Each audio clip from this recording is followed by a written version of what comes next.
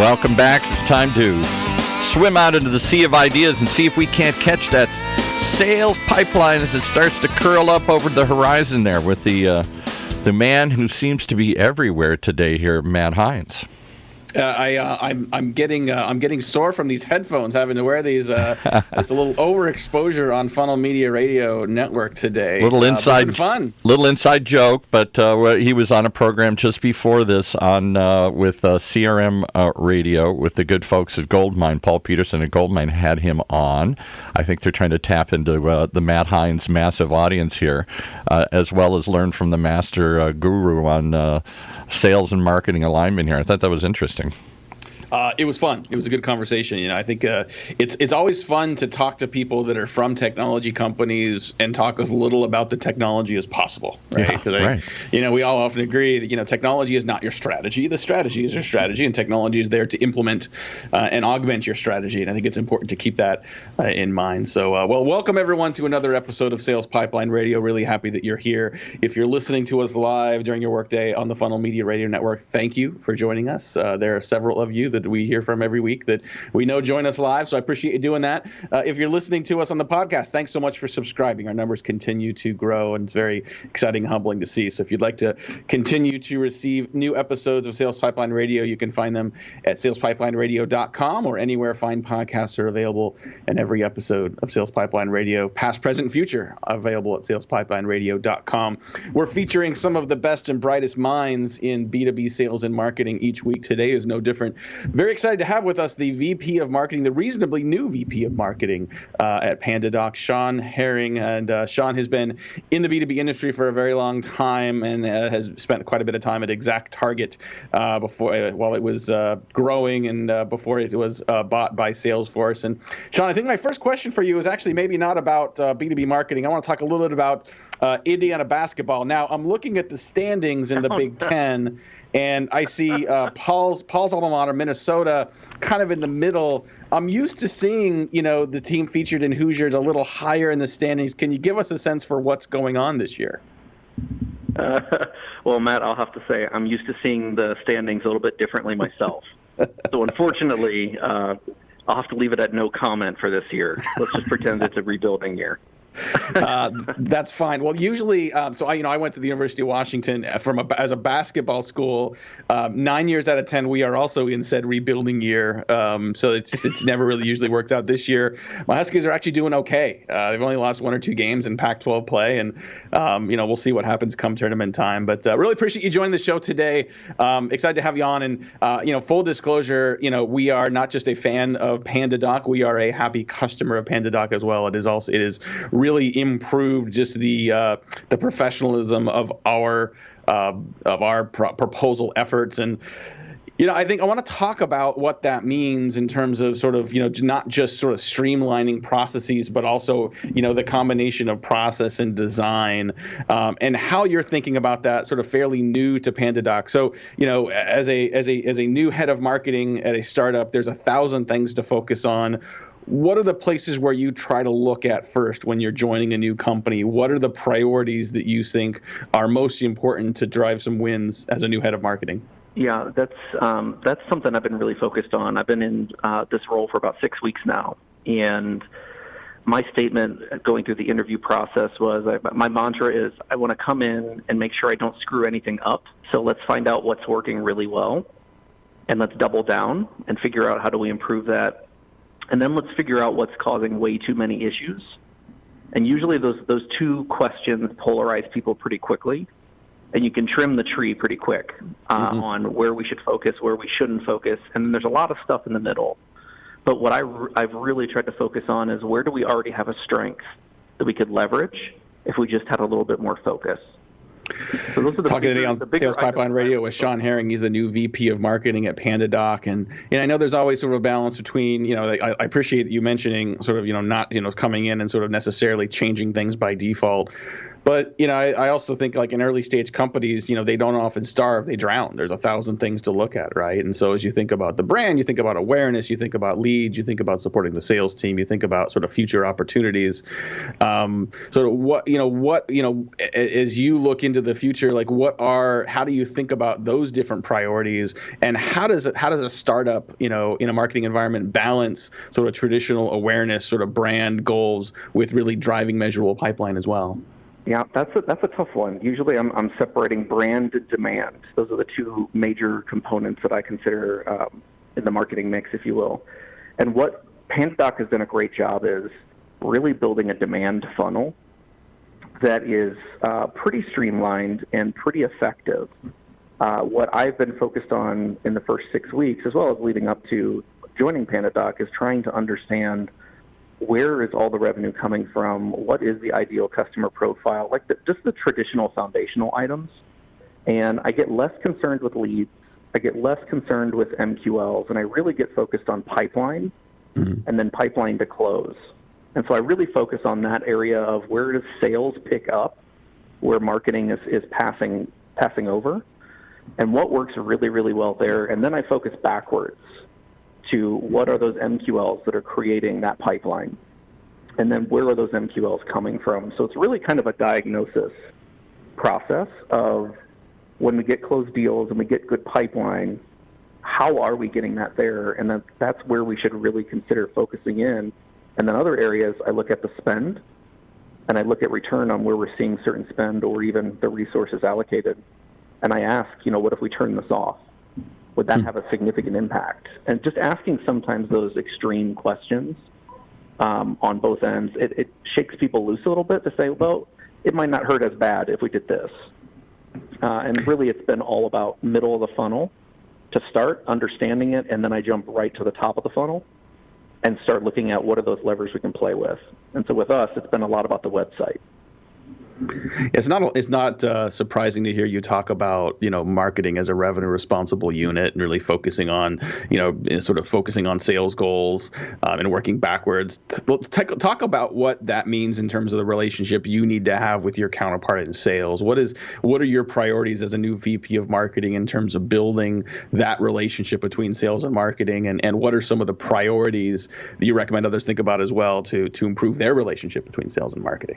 Yeah, I've learned from some great people in my career, and I think the biggest thing is we're in lockstep together, from sales and marketing to even our success team that deals with customers. Anybody that has a customer-facing role, we have to be aligned on what's extremely important and successful for all of us across the board. And a mantra I took early on, actually when you mentioned Exact Target, when I was there, it's kind of like the sales number is our number. It's just a matter of how we're helping them hit it. And that's the kind of mentality that the marketing team needs to have in order to have a true partnership with sales. And it's not a handoff scenario. I think what I've also noticed is a lot of teams do these very siloed handoff approaches, and what gathers respect from those that are on the front lines dealing with customers and prospects is more of a follow-through. How is marketing ensuring not just setting up a lead or not just setting up an MQL, but truly following through and making sure what is coming through is getting the most support and helping the most as it continues through the pipeline? And that's the biggest thing, is talking to sales and constantly, whether it's Slack, whether it's meetings, whether it's initiatives that are cross-functional, constantly having a conversation that all points towards pipeline, because that's kind of the central aggregation point where marketing and sales can agree, like, this is extremely important that we get this number right. How we do it is up to, sales is going to develop their own, but marketing on our end at PandaDoc has a large responsibility for building the pipeline. So we watch that number like a hawk. And I think that garners a lot of respect from those that have to then manage that pipeline to close. Love it. I'm talking on Sales Pipeline Radio today with Shawn Herring. He's the VP of Marketing at PandaDoc. And PandaDoc, like I said, is a product that we use and love, and it is one of 7,000 sales and marketing technology tools out there. How do you think about competitive landscape, not only in terms of the category you're in, but just competing in the noise of all the MarTech tools that are trying to convince buyers that you can't live without them? How do you think about that from a competition and from an industry noise perspective? That has been a problem I've been trying to solve for the last, I'll say, since I joined ExactTarget about 10 years ago. Yeah. It's the standing out, but honestly what I've noticed is it's speaking down to the element of who do you think you're going to help the most. And this ideal customer profile that you develop as a company and you start to go after, I've considered it kind of a drafting technique. If you can do really well for a certain segment that you've identified, has a great LTV, that has really high NPS, that feels like they're successful and you're successful, if you do things right for them, then there's ripple effects, and everyone else will draft off of that because they'll see the success. And for us, the focal point has been by a segment, so not necessarily industry, but what we've had some really good success with is smaller sales teams or smaller organizations, or even those organizations that are in challenger mode, that are really pushing hard and working their way up against, those bigger, the David and Goliath type of scenario. And so what we've seen is our positioning and our targeting, we're getting really, really, really good at targeting a specific segment of the market and doing well by them. And what happens is there's ripple effects of maybe there's a larger company out there that has a larger sales team that wants to be a little bit more aggressive or wants to just get out of the norm of everybody's got this thing in their stack and they're playing it safe. And so what we found is that helps considerably, and the more we focused, the more that kind of ripple effect has happened, where we've seen a lot more interest from more enterprise level clients, as well as even some smaller ones that are coming in that are a little bit more aggressive on their end. We're kind of shooting for that SMB and small mid-market size. And it just seems to be that sweet spot where we get access to both if we just do right by our ideal customer profile. And that can be a hard thing for companies to do, right? I mean, it's one thing to sit and say, okay, we've got our personas documented, we've got a sense for who we want to sell to. But then when the rubber meets the road, you start saying, boy, we want to hit our numbers. Should we go outside of that? And a big customer comes by and says, we'd like to work with you, but we need you to make these couple changes to the product. How just culturally do you help a company stay disciplined and focused and to do the right things when you're out on the battlefield trying to get the job done? Yeah, that's been interesting. So at PandaDoc, what I've noticed in the short time that I've been here, very customer-centric, very customer-focused, and constantly wanting to have a pulse on how the customers are engaging, using, and benefiting from our tool, like our software and our platform. But also, we're building up teams that are customer-facing, not just prospect-facing, to support that longevity, because we know we're just at the starting point of our relationship with them. Because we do offer multiple options for people to engage with, they might just come to us for e-signature and then realize that there is a whole other side of creating, sending, and tracking proposals. And we can just start by really focusing in on that first sweet spot where they have the pain. And I said earlier, we have a pretty good inbound funnel. We've done really well from an SEO perspective on the demand side, where we get things pulled in. It's a matter of us showing that we can serve your needs to the micro level. And what I've found very interesting on the customer centricity is from the CEO and from the co-founders all the way down, there's a constant communication on what's important, and we use OKRs and we use different mechanisms and methodologies to make that happen. But in reality, the culture has been about learning. And it's okay to make a mistake if you're doing it for the right reason. If you're doing it to help a customer, it's okay to make a mistake, apologize and move on and try to help, get out of that situation, but have fun with it as well. And so what I've noticed is the culture has been really good about embracing a not just customer-centric mentality, but a focused mentality of, is that really going to help us move the needle, or is that just going to distract us?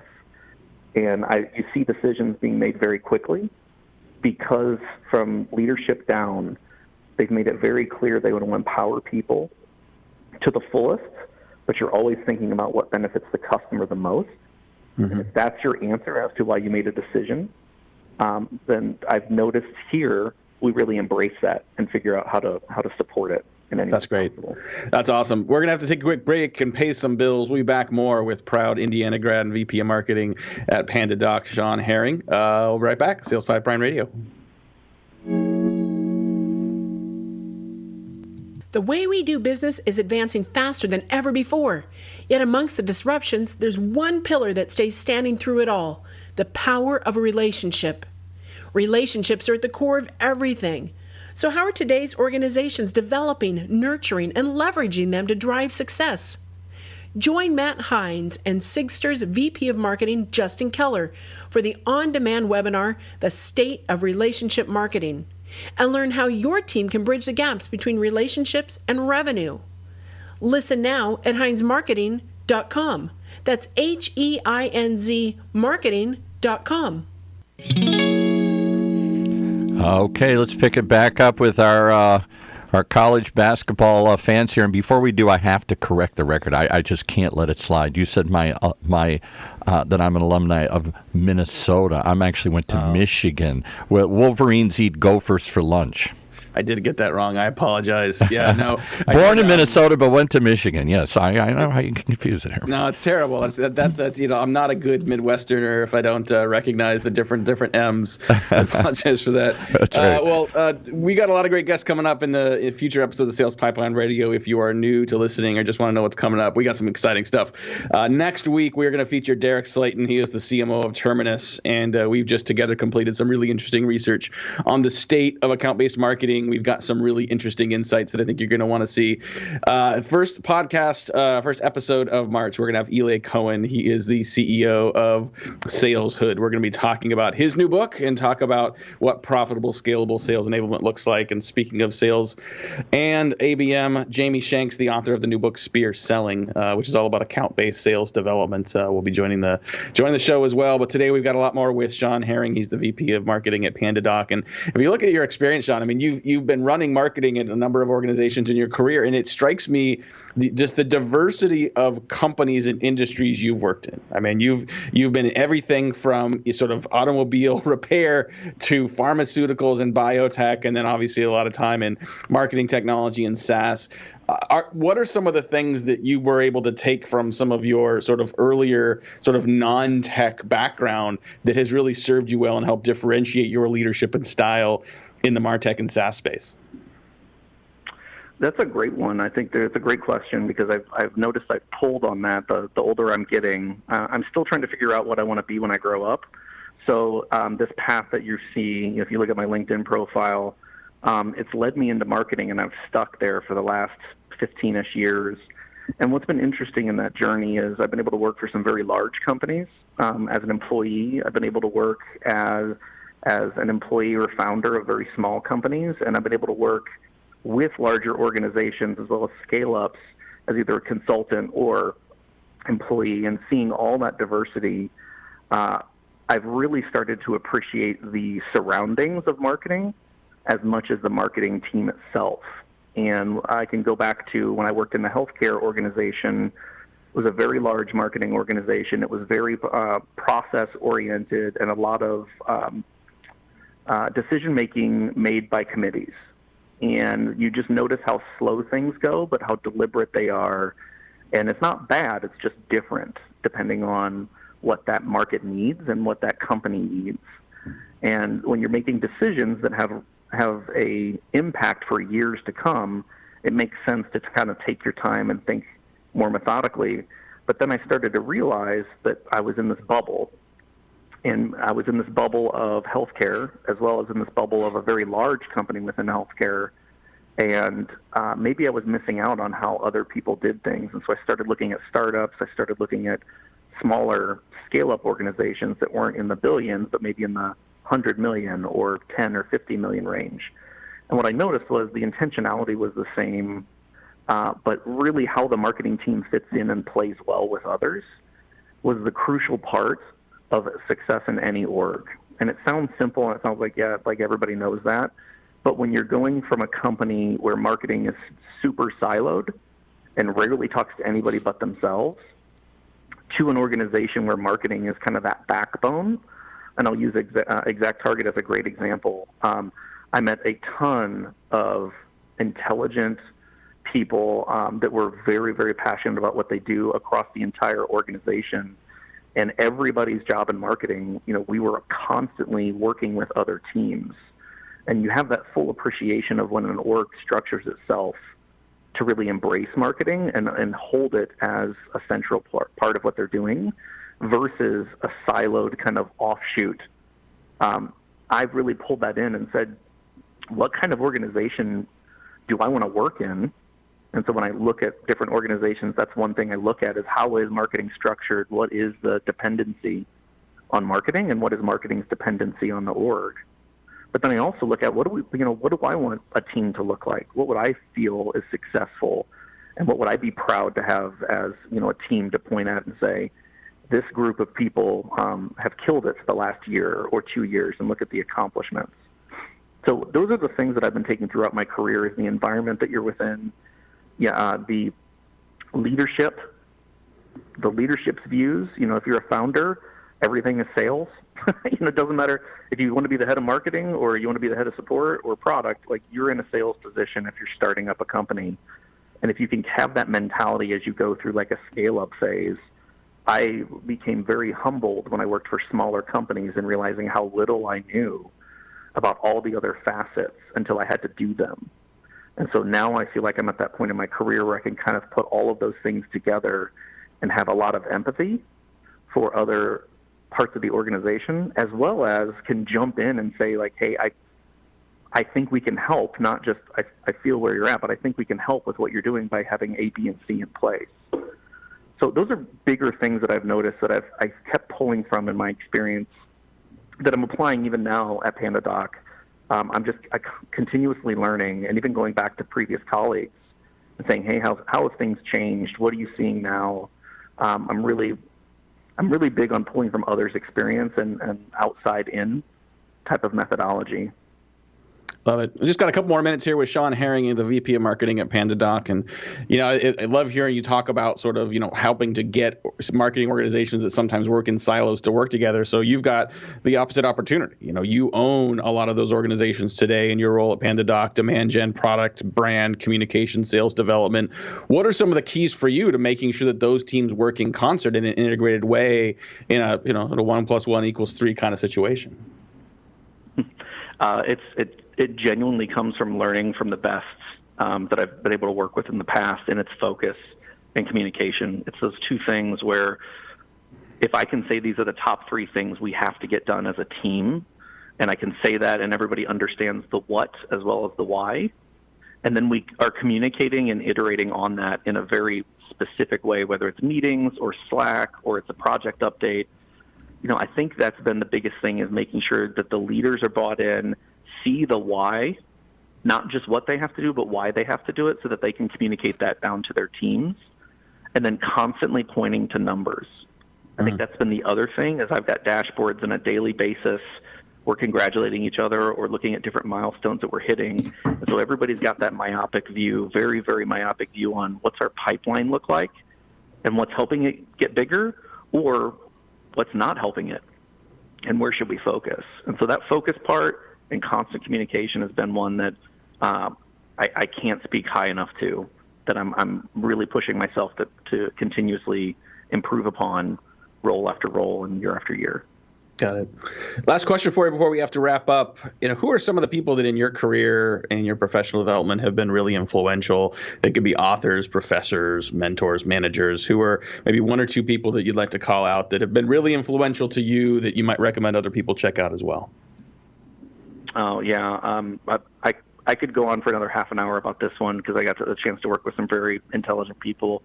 Tim Kopp, the former CMO of ExactTarget, mentor as well as just amazing person all around. Kyle Lacey, these could be all names that you probably have heard before. Kyle Lacey, got to work with him, and Jeff Roars at ExactTarget as well. Just amazing people. Todd Capone, actually, he was at ExactTarget and Salesforce. He has written his own book, so he is actually an author. And he's got a book out about the transparency sale. And honestly, I think that's a book for marketers as much as it is for sales. And I think I'd wrap it up with 2 individuals that I got to work with recently that I'm really, really impressive was Miles Klieger. He's the president over at Braze, formerly Appboy, and a newly appointed CRO at Braze is Daniel Head. I just had a tremendous amount of respect for the way they focus their teams and their thought processes about how they do things. So that's just a small group of people that I would say have influenced me in a very positive way. That's a great list. Thank you for that. And it is amazing. There are certain companies that seem to the alumni network from them as they scatter into other roles. It becomes very clear why the company they came from was so successful. I think Eloquest stands out to me as an example of that. An exact target, clearly, with the skill set and the sort of the legacy impact of the people that were there and that continue to drive value in all the organizations they're at next. Well, really appreciate you joining us today on Sales Pipeline Radio. Been very happy to have you joining us. And if you'd like to hear more from Shawn, the VP of Marketing at PandaDoc, you can check him out on demand at salespipelineradio.com. Here in a couple of days, we'll also have a summary of this conversation up on HeinzMarketing.com here in about a week, highlighting not only highlights from this conversation, but also links to some of the people and messages and documents and other materials that we talked about today. That's all we have time for today. We got a lot of great content coming up in the next few weeks. For my great producer, Paul, this is Matt Heinz. Thanks for joining us on another episode of Sales Pipeline Radio.